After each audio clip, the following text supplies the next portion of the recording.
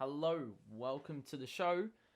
And I'm recording this about 15 hours after the game happened. But Everton lost to Brighton 3-2. And it was 2 goals by Mac Allister that got the job done for Brighton. And may I just say, this is an absolutely, horrid performance by Everton, if we're going to be honest. We had a 17-day break, and right out of the blocks, we concede about 2.5 minutes in, 3 minutes in. And obviously that is not the way you want to start. But we did. And there was pretty much no going back. I mean, there was some good performances by a few individuals in our team, but ultimately it is a team game. And if you aren't working as a team, then, the results aren't going to go your way. And that's what happened once again today. And I mean, we came out very, very slow. It was a wet first 45 minutes, and then the sun came out and it was a bit easier for us, but we didn't cope with the conditions early on. There was a lot of fumbling. The chemistry wasn't really there. There were times where two players would go for the ball at the same time and basically stuff each other up. Look, Brighton, absolutely, I mean, they didn't play a full game, but when they scored their goals, they were very clinical in doing so. They were 3 team goals apart from the last goal, which was an absolute rocket by Mac Allister out of nowhere. And you probably saw it coming from someone else. I honestly hadn't heard of this Mac Allister bloke before, but he was pretty damn good for them today. I mean, their first goal they scored was from a cross in, and then a header that pretty much bobbled around, but, it was a 2v1. I think Michael Keane and Mason Holgate were in the vicinity of the area, and they didn't even it out. And that ultimately left one man unmarked with a lot of room to operate, very close to goal. And that's how the first goal was conceded. And Jordan Pickford could do nothing about. The second goal was just shit marking. Set pieces has been a problem all season long, and, today was no exception. I mean, very good IQ. I don't remember who it was that got the assist, but he was able to deflect it from the near post to the far post. And basically, there were 2 Brighton players. I mean, they could pick and choose whichever one wanted to score the goal. I think it was the defender at the end of the day who scored. But in saying that, I don't understand how not 1 but 2 players are left unmarked in this situation. It's pretty diabolical. Considering he had 17 days to work on it, and, all of it went straight out the window. All the hard work, I mean, Michael Keane, I think, had a few comments earlier in the week saying, well, they're prepared for this. Obviously, they've had a long break, and usually, if you have a break, 1 or 2 things can happen. The first thing is, you can come out very strong because you're well rested, but at the same time, it can also take a very, very long time for you to adjust. And, well, it was the latter, and as I said, very, very disappointing. Obviously, we give a man of the match in every single reaction we do, and I'm going to give it to Anthony Gordon. I mean, I don't know who else you could give it to. This guy was basically following on from the wonderful performance he had against Chelsea. Obviously, scored the brace. The first goal was, a bit of luck, and sometimes you need luck to go your way, but that was his first goal. And then the second goal was just a brilliant read. He made shit happen. I think it was a little Kenny cutback or little cross in, and it was basically Gordon with the sweaty goal. Very, very solid finish there, but it wasn't enough. And when you see performances like that wasted from, a young player, I mean, good for his confidence, but in terms of, team play and team morale, it's a bit of a letdown that you're letting good performances like that go to waste. And those were his first 2 goals, so it's a bit of a shame that those 2 goals weren't to tie the game up. Instead, it was pretty meaningless. And if we talk about the third goal for a moment, which was an absolute dagger to the heart, Gordon had scored the first goal. It was 2-1, and then you let this easy goal scored. I mean, it was an absolutely clinical finish. It was going away from Pickford, pretty much impossible to save.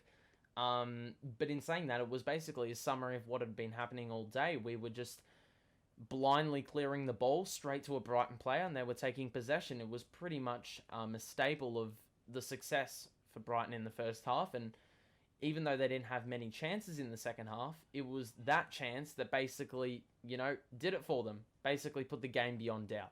Just some honourable mentions for some other good performances. Damari Gray was very good as well. He was creating. He did a lot of what Gordon also tried to do. They get it on the wing, and then they just try to cut back inside and, open the play up a little bit, open their horizon up in order to operate. They could go left, they could go right, just to be a little bit more expansive and sort of mess with Brighton's defence a little bit. And I mean, you saw in the first half, I think Anthony Gordon made this brilliant run, and then cut back inside, and it was deflected very well, and it was dealt with. The Brighton goalkeeper, it was an easy save for him. But simple stuff like that, even though the chances in the first half were few and far between, it was stuff like that which really contributed to our success in the second half. And it really irks me that we can't once again play a full 90 minutes. I mean, you look at the teams we've lost to this season, and you look at the ways in which we've lost, and it's pretty much deja vu every single damn time. I mean, we lost to Watford due to a 10 or 15 minute lapse. We lost to Brighton because our first 45 minutes were shit. Those are two recent examples, but I could honestly go on forever and ever about the same shit that's happening every week. It's terrible set piece marking. It's, just coughing the ball up in dangerous areas. I mean, I really don't know the solution to it. And obviously, you've got to put some pressure on the coach. I mean, the fact that Rafa Benitez did not pull the trigger on a change until the 70th minute or beyond it, when it was, we'd gotten back into the game. It was 2-1. And then, nothing happened. He didn't make any change. There was no intent to potentially change the game up. He was content with being down 2-1. He backed in our starting 11, even though they were the same starting 11 that conceded 2 goals. There's so many things he could have done. The first change he makes is he brings on Rondon, which doesn't make sense. I always thought that, the commentators were pointing out how, dominant Brighton were in midfield, so I don't understand why Gomez didn't get a crack earlier on in the contest. He was very good a few weeks ago against Arsenal, made an immediate impact, and he wasn't granted that opportunity until I think there were 5 minutes left in regular time. So, simple shit like that. Doucouré was good for a half. John Joe Kenny, he was on a yellow card from the 8th minute, and he put in some very strong challenges. And then he was the guy that got yanked. Seamus Coleman was also good along the right side with Anthony Gordon in the first half. May I just add that seeing DCL back and playing a full 90 was really refreshing to see. Thank God we have a proper striker from now on. The service was a bit off in the first half. He was getting lots more opportunities in the second half, but they were just, marginally off. The timing of his jump would be off. The positioning of the cross would be off. There were just little moments like that. And then you look at the penalty, and I can sort of attribute this to conditions. I can sort of attribute this to DCL being out for a while. But, I don't think I think DCL had a very good penalty record until that point. So you probably didn't want to give it to anyone else. If it wasn't him, I don't know who you'd give it to. But in saying that, missing the ball or missing the goal that badly was, it was pretty tragic. So it's just our luck in a season that isn't going our way. This is going towards another mediocre finish, mid-table. You're not fighting for anything because you're not close to the European spots, nor are you close to relegation. So it's pretty much another void season. Rafa Benitez, I don't really know what answers he's got. Once again, he took too long to pull the trigger on adjustments. Luca Digne was on the bench for God knows how long. Well, he didn't play a minute today. And he could have provided some opportunities just from the start. Having Coleman as the centre-back, Godfrey at left-back, Kenny at right-back, that didn't make sense. Playing a back five generally, we've seen more success with a 4-3-3 very early in the season in what seems like light years away when that was happening, and we were getting wins. Now that's all gone, and we're going with defensive formations. It wasn't working. We conceded 2 goals with 5 at the back. Don't ask me how it keeps on happening.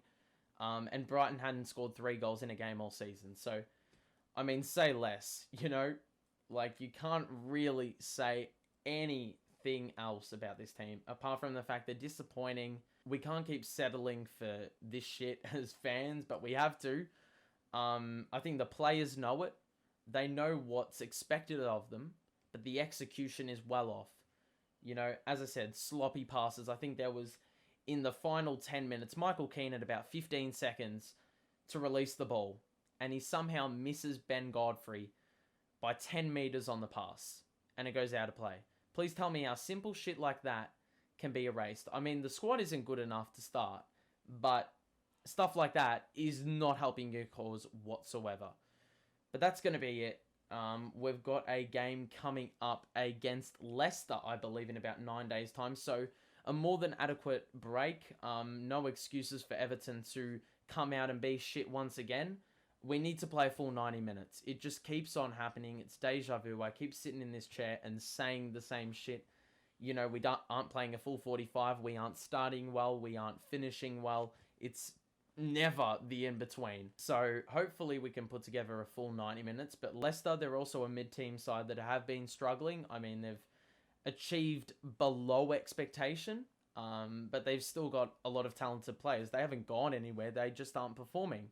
So it's going to be interesting to see who fights back, who bounces back from recent form. I think Leicester beat Liverpool last time out, so they're probably on a high, and that doesn't bode well for us. But hopefully we can come away with at least a point, at the very least, and we need to come away with 3 points because we're going to be battling with relegation soon. So, yeah, disappointing, you know, to sum it all up, basically.